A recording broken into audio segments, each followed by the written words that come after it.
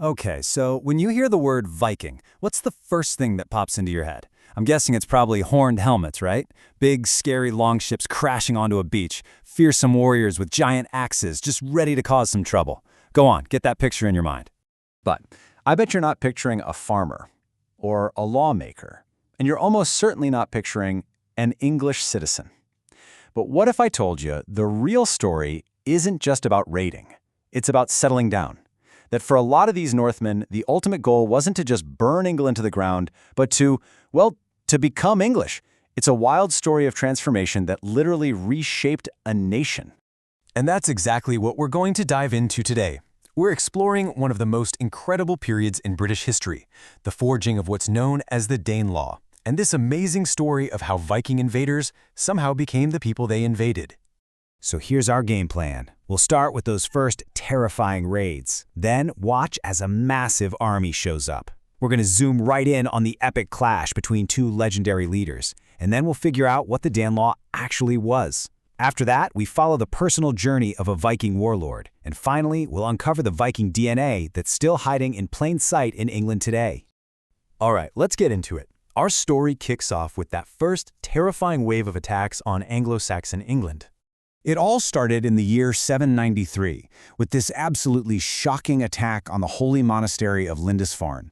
For the next few decades, these were basically seasonal hit-and-run jobs. But then, something started to change, big time.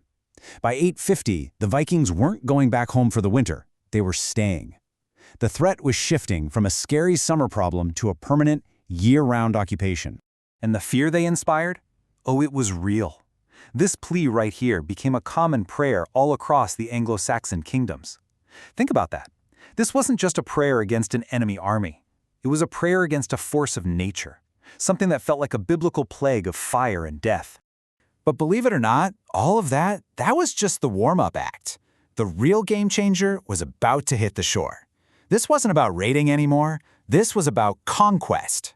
So in 865, this huge coalition of Norse warriors lands in East Anglia. History calls them the Great Heathen Army. And let me tell you, this was no raiding party. This was a full-blown invasion force, thousands of soldiers strong. And their ambition was just off the charts. They planned to take down the Anglo-Saxon kingdoms one by one and claim England for themselves. And this whole epic conflict, it really boils down to a personal struggle between two incredible men, with the fate of England literally hanging in the balance. On one side, you have Alfred of Wessex. This guy was a scholar, deeply religious, and pretty soon, the last English king left standing. And on the other side, the Viking warlord Guthrum. He's the leader of the Great Army, a brilliant and totally ruthless commander who is dead set on conquering it all.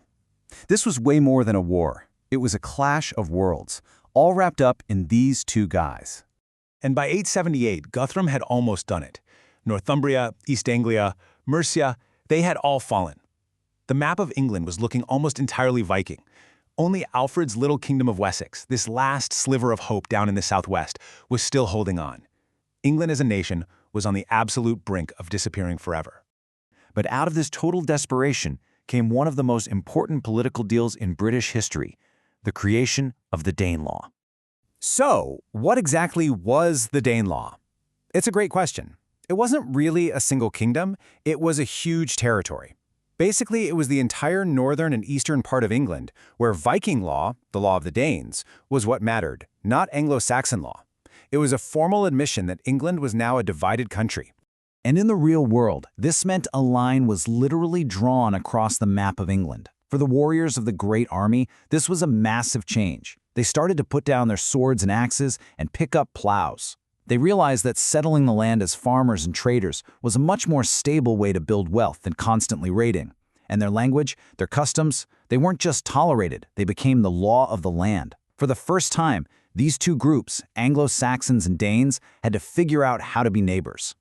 And if you really want to understand this huge cultural shift, all you have to do is look at the unbelievable personal transformation of the Viking leader himself, Guthrum. After his stunning, against-all-odds victory, Alfred finally defeated Guthrum's army at the Battle of Edington. But here's the kicker. The peace treaty he forced on the Vikings demanded something way bigger than just land or gold. It demanded a cultural and even spiritual surrender. I mean, just look at this journey. It starts with total military defeat. That leads to a treaty where he promises to leave Alfred's kingdom alone.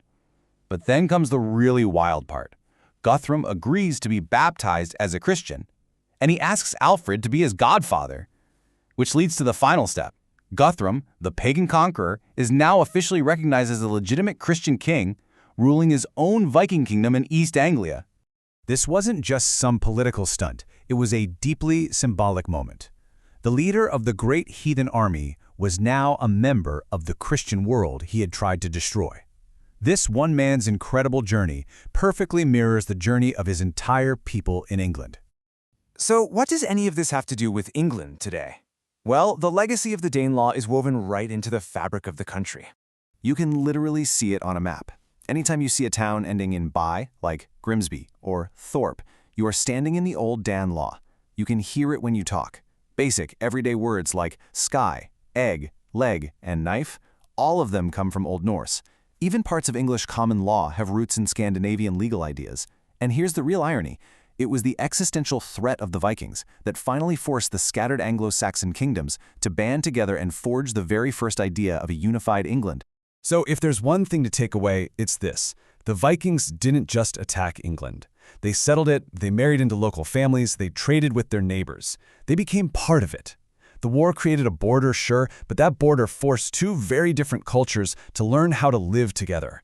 And in doing so, they created something completely new, a hybrid culture that wasn't purely Anglo-Saxon and wasn't purely Viking. Which leaves us with one last big question to think about. On the battlefield, the Vikings failed to conquer the whole island. But when you look at the language, the laws, the names on the map, and even the DNA of the people, you just have to wonder, in the end, did they actually conquer England after all?